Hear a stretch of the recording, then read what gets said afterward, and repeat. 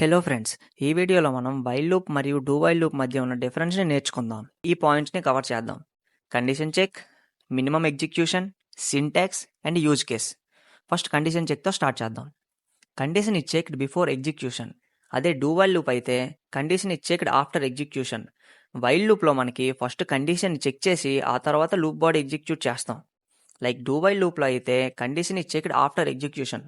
First మనకి body execute చేసిన తర్వాత కండిషన్ని చెక్ చేస్తుంది. Minimum execution, it may executes 0 times if the condition is false.